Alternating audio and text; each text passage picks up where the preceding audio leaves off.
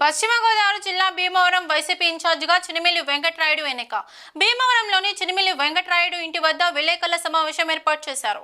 చినిమిల్లి వెంకటరాయుడు మాట్లాడుతూ భీమవరానికి ఇన్ఛార్జ్ అవసరం లేదని, ఎందుచేతనంటే అందరూ కలిసికట్టుగా పనిచేస్తామని, కాకపోతే ఎవరో ఒకరు మాలో బండిని నడిపించే డ్రైవర్గా ఉండాలి కాబట్టి నన్ను ఇన్ఛార్జిగా నియమించారని, నన్ను నియమించినందుకు భీమవరం వైసీపీ నాయకులు కార్యకర్తలకు ముఖ్యంగా వైసీపీ అధినేత వైఎస్ జగన్మోహన్ రెడ్డికి, శాసన మండలి చైర్మన్ కొయ్యే మోషన్ రాజుకి నా కృతజ్ఞతలు తెలియజేస్తున్నానని, నాకు అప్పగించిన బాధ్యతను శక్తి వంచన లేకుండా పనిచేస్తానని, అందరికీ అందుబాటులో ఉండి పార్టీని ముందుకు తీసుకువెళ్తానని తెలిపారు.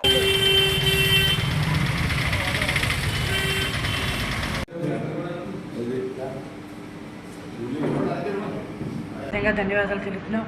అలాగే రానున్న రోజుల్లో ఆయనకి వెన్నట్టు ఉంటూ మా పార్టీని అధిష్టానానికి, మళ్ళీ మా నియోజకవర్గానికి వైఎస్ఆర్ పార్టీ జెండాని ప్రత్యేక కృతజ్ఞత తెలియజేస్తున్నాం. ఎందుకంటే మరి పెద్దలు రాయలు గారు ఎంతో కాలంగా రాజకీయంగా అనుభవం ఉన్నటువంటి వ్యక్తి.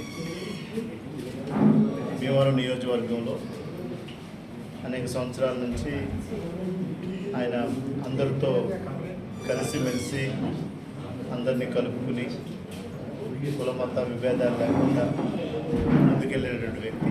ఆయనతో కూడా ఆయన ప్రతి విషయంలో కూడా ఆయన ముందుండి అనేక మందిని ముందుకు నడిపించే వ్యక్తి. ఆయనతో పనిచేయడం మేమందరం కూడా ఎప్పుడు చాలా సంతోషంగా ఉన్నామని ఈరోజు తెలియజేస్తున్నాము. ఆయన నియమించినందుకు కూడా కృతజ్ఞత తెలియజేస్తాము. ఈ రోజున భీమవరం నియోజకవర్గ ఇన్ఛార్జిగా రాయలకు చెందిన చినిమిల్లి వెంకటరాయుడు గారిని ప్రకటించడం జరిగింది. ముందుగా ఆయనకి వైఎస్ఆర్ కాంగ్రెస్ పార్టీ నాయకులందరి తరఫున కూడా హృదయపూర్వక శుభాకాంక్షలు తెలియజేస్తున్నాం.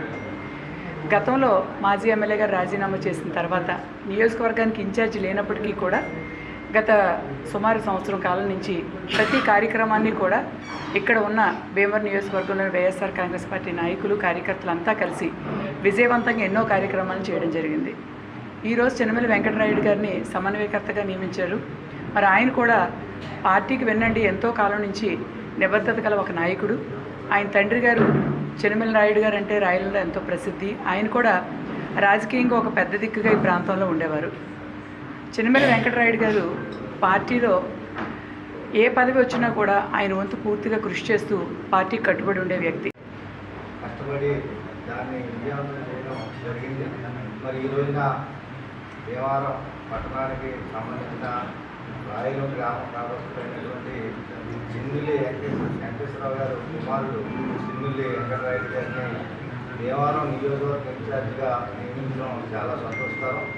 అదేవిధంగా రాబోయే కాలంలో ఒక భీమవరం నియోజకవర్గంలో మరి అన్ని బూత్ కమిటీలు కానించి మరి వార్డు కమిటీల వరకు కూడా అన్నీ వేసి భీమవరం నియోజకవర్గంలో ప్రతిష్టాత్మకంగా చేయడానికి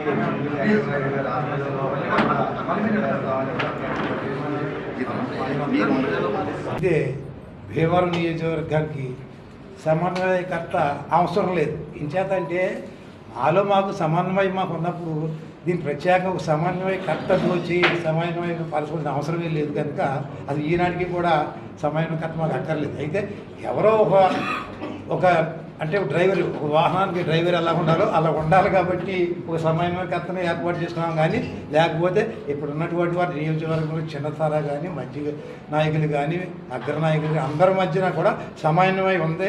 అందరూ ఏకాభిప్రాయంలో ఉన్నారు. ఖచ్చితంగా రాబోయే కాలంలో ప్రతి ఒక్కరు ఏంటంటే ఇప్పుడు ఉన్నటువంటి ప్రభుత్వం యొక్క చేసినటువంటి గారిడి ఏం చేద్దంటే ఎన్నికల ముందు వాగ్దానాలు చేయటం, ఎన్నికలు అయిపోయిన తర్వాత దాన్ని తొంగలో తొక్కేయటం బాగా ఇప్పుడున్నటువంటి ప్రభుత్వాన్ని గతంలో రెండుసార్లు చూసారు ప్రజలు.